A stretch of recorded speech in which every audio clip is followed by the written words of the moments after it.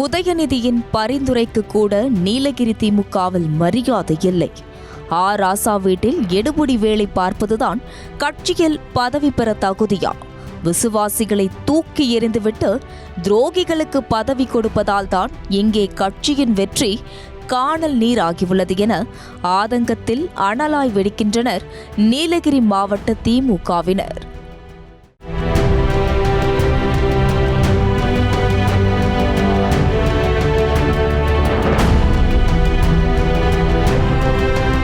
தமிழ்நாடு கிராம பேங்க், எதற்கும் எப்பொழுதும் உங்கள் நம்பிக்கையான வங்கி.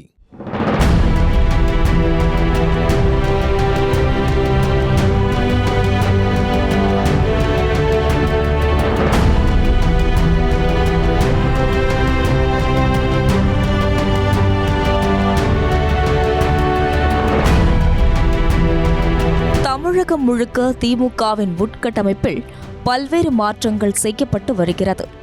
எதிர்வரும் தேர்தலை வெற்றிகரமாக எதிர்கொள்ள திறன் படைத்த நபர்களை பல வகை பதவிகளில் நியமிக்க வேண்டும் என்று அக்கட்சியின் தலைவர் ஸ்டாலின் உத்தரவிட்டுள்ளார். இந்நிலையில் தகுதியற்ற நபர்களை நியமிக்கிறார்கள் என்று பல மாவட்டங்களிலிருந்து கோபக்குரல் கிளம்பியுள்ளது. ஆனால் நீலகிரியிலோ சர்ச்சையான மற்றும் மக்கள் நெருக்கமில்லாத நபர்களை நிர்வாகிகளாக்கி இங்கே கட்சியை மொத்தமா முடிச்சுவிட்டீங்க போங்க என்று கடுப்பு கதறல்கள் கிளம்பியுள்ளன. போர்க்குரல் எழுப்பியவர்களில் ஒருவரான திமுக மாநில தலைமை பொதுக்குழு உறுப்பினர் மோகன்குமாரிடம் பேசினோம். ஆட்சியை தக்க வைத்தே தீர வேண்டும் என்ற கடுமையாக உழைக்கிறார் தலைவர் ஸ்டாலின். கடந்த முறை போல் இல்லாமல் இந்த தடவை மேற்கு மண்டலத்திலும் அமோக வெற்றி பெற வேண்டும் என்பது அவரது இலக்கு. அந்த வகையில் நீலகிரி மாவட்டத்தின் 3 தொகுதிகளையும் திமுக வெல்வதற்காக ஜஸ்ட் 2 மாதங்களுக்குள் 2 முறை விசிட் வந்து இம்மாவட்ட மக்களோடு கலந்து பழகி சென்றிருக்கிறார். அச்சமயங்களில் கழக பதவிகளில் நற்பெயர் வாங்கிய நபர்களை அமர்த்துங்கள், இதன் மூலமே வெற்றி வாய்ப்புகள் அதிகமாகும் என்று அறிவுரையும் கூறினார். ஆனால் அதற்கு எதிர்மாறாக நடக்கிறார் மாவட்ட செயலாளர் ராஜு.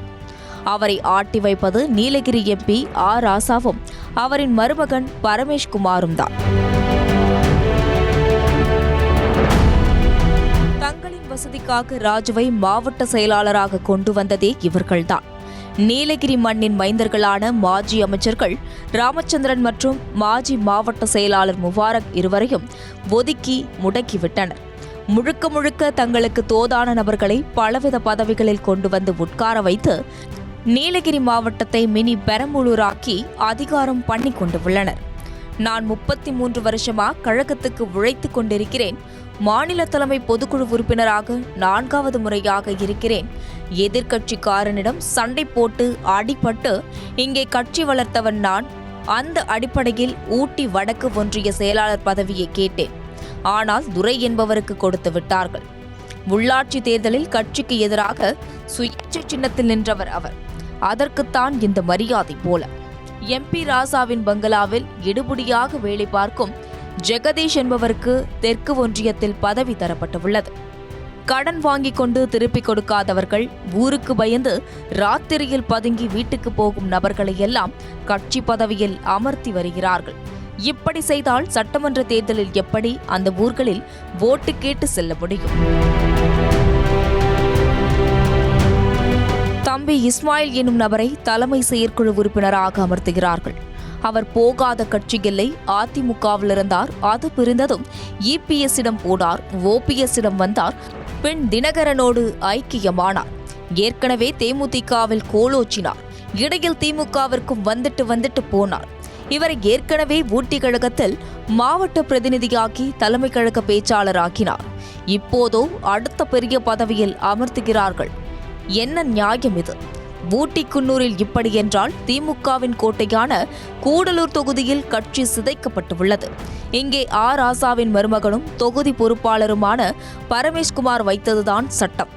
கழகத்தின் தீவிர நெடுநாள் விசுவாசிகளும் கள உழைப்பாளர்களுமான தலைமை செயற்குழு உறுப்பினர் பாண்டியராஜன், முன்னாள் நகர செயலாளர் ராஜேந்திரன் இவர்களையெல்லாம் ஓரங்கட்டி விட்டார்கள்.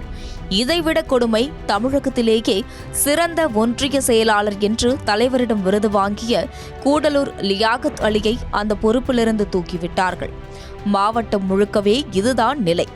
திறனில்லாத, விசுவாசமில்லாத நபர்களை நிர்வாகிகளாக்குவதால் தொண்டர்கள் அவர்களுக்கு கீழே பணியாற்ற தயாராக இல்லை.